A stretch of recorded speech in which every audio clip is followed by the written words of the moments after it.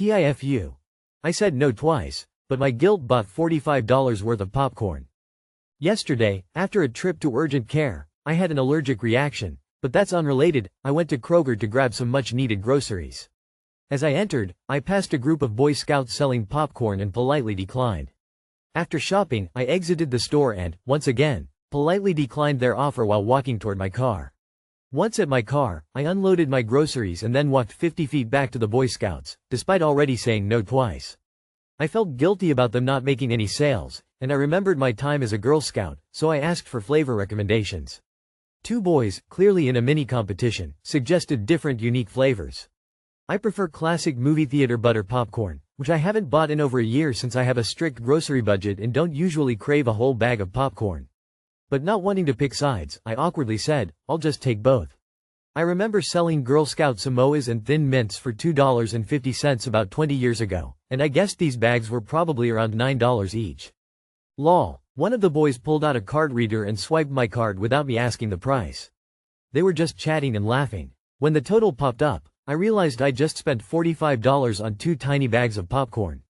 I felt ridiculous for not backing out, but I paid and walked away, feeling defeated.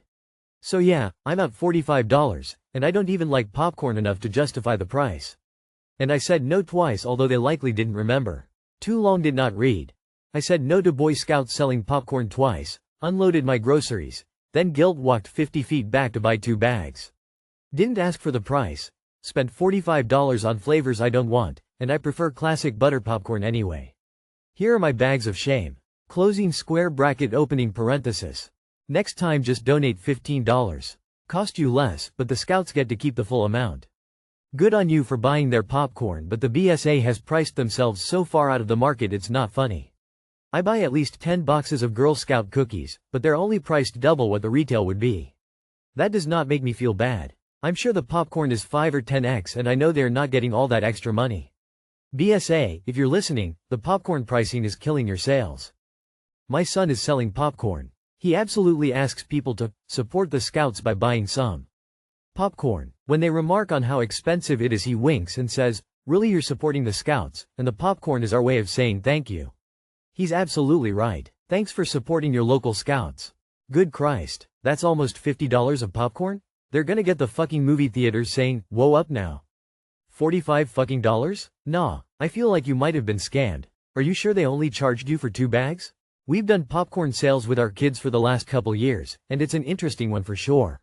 On one hand, I do think the popcorn is priced extremely high, but on the other, 75% goes directly to their Scout troop.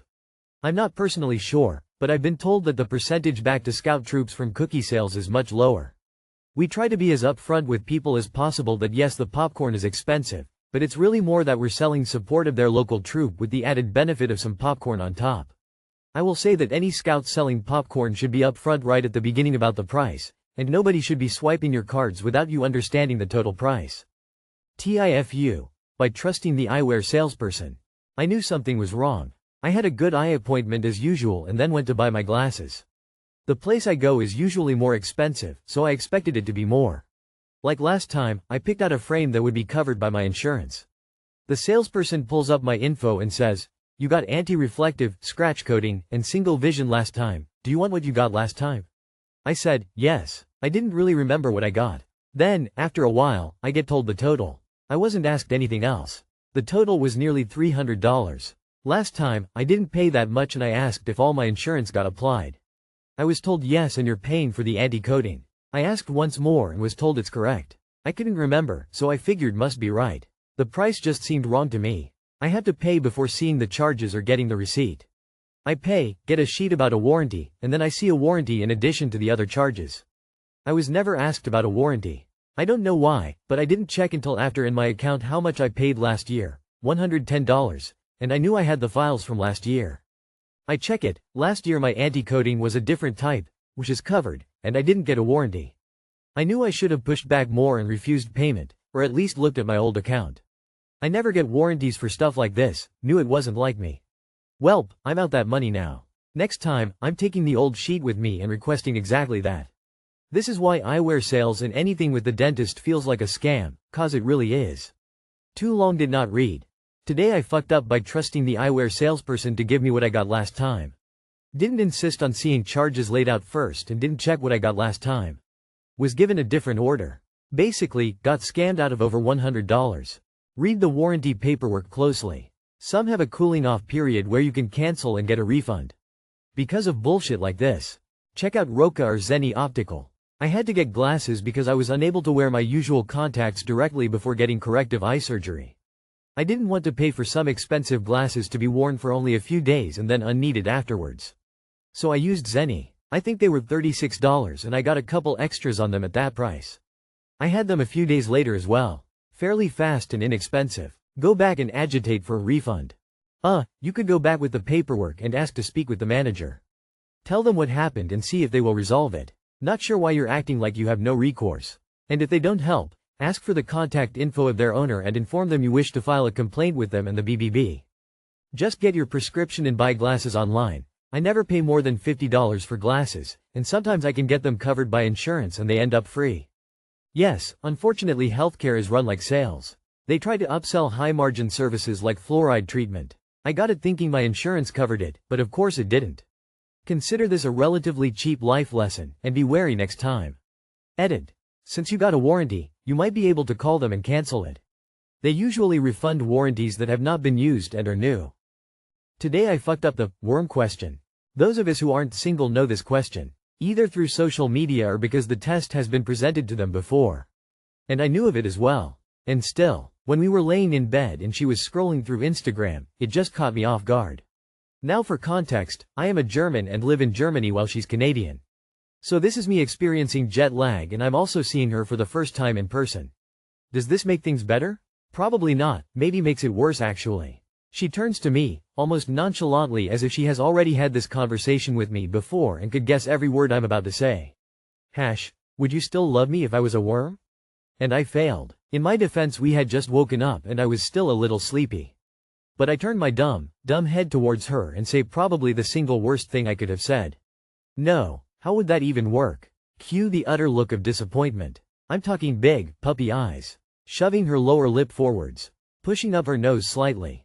I pretty much got the whole, "you fucked up" package delivered to my face. She says, "You could keep me in a little jar with dirt and leaves." And this is the moment a smart boyfriend realizes that this question has nothing to do with logic but instead is more of a "would you love me no matter what" question with a cute and funny twist. And like the moron that I double down and say the second worst thing I could have said. But how'd I love you? I can't really kiss you anymore or talk to you really. Boys, gals, everything in between and off the spectrum. If your partner asks you if you'd still love them if they were a worm, just say yes. The look of, "well, I'm upset now," doesn't make the victory in that discussion worth it. In my head I thought the two of us were on even terms there. In her head I simply should have said yes and moved on. Luckily I quickly diffused the situation by looking up how to hold worms as pets. One of the tips was that worms need to wiggle, so I wrapped her in a blanket and shook her a little while making a dumb noise. That made her so happy and giddy that all was right in the world again, but she did immediately tell her best friend who slid into my DMs to call me a dumbass and ask why I didn't just say yes. She has reminded me several times of what I have said already and I get the feeling that she will not let me live this down anymore. Luckily she's very easily distracted and I get her giggly with the "worms need to wiggle," but even as I'm typing this I'm wondering what in the world I was thinking. Too long did not read. I got asked if I would still love my girlfriend if she was a worm and said no. Don't do that. Edit. Some of y'all worry me a little. This was a silly thing, not even that serious of a post but funny enough to write about. But I have to say, if your first impulse upon hearing a silly question is to either insult your partner or make fun of them, you will probably end up writing in "Am I the asshole? Today I fucked up faster than you'd think." My ex asked me that in bed after masturbating each other. I answered, yes, but it would be weird as fuck to masturbate a worm rolling on the floor laughing. We both had a good laugh. Remember the correct ASNWER as, if you were a worm I'd be a worm too and I'd love you. If you were a worm and I was a bird, I'd love you very much. So, real talk, if my wife turned into a worm, I would still love her. I mean, how is that any different from her dying? It's not like, poof, all my feelings are gone. I know sometimes the context of the question is more like, would you stay with me? Like, monogamously, but if it's about love, yes, I would continue to love her. Get really into the idea of dating a worm. Say, my worm wife would understand, get caught hurriedly hiding Google image searches of worms. Just constantly dropping little facts about worms, sigh. I wish I was a worm, get caught crouching low to the ground chatting up worms, no way. I love dirt too, that's so interesting, wow. Take it too far. Ask her if she would still love you if you were a tank. Today I fucked up by getting scammed out of $1,200. Not a ton to say, to be honest. 18, thought I was getting off with some girl I had been talking to, and I was actually getting recorded by a scammer. Spent the majority of my morning off, on call with some random dude from the Philippines getting me to download random cash apps, buying MFING Bitcoin, and sending them $1,200 in total in order for them not to send videos of me getting off, to old coworkers, family members, and friends. I'm just so damn dejected, and upset, and lonely. I just broke up with my partner and I still miss them a ton, and I just assumed I could get off and be totally fine. Now I have to deal with saving up more money to move out and do what I have to do. Fuck me IG, sad face. Too long did not read. I got scammed and had a video of me masturbating used as blackmail for $1,200. Pro tip. The worst thing you can do is send money because they will always ask for more. It's not like the videos disappeared. Blocking them is your best bet. Block them immediately. They will come back and want more money. I'm sorry you had to learn this the hard way. Might be time to look closer to home. This is like the oldest scam in the book, though I've never heard of a woman being the victim. Legitimate question, at no point during this whole ordeal did it occur to you to not send them money?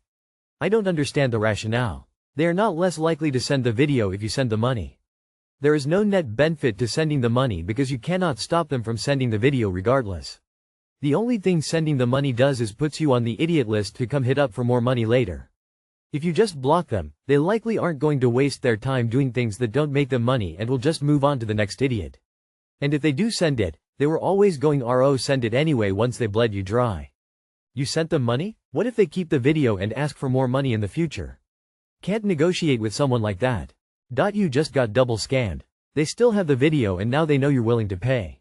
They will threaten again. Do not pay. Hopefully they give up eventually. You will now be targeted by recovering scammers claiming they can get your money back, as well as a whole slew of different types of scam SRs because they sell your information as a known gullible previous successful victim. Absolutely do not interact with them at all. You did nothing to help yourself by paying, the opposite to be frank. Scams will help you more.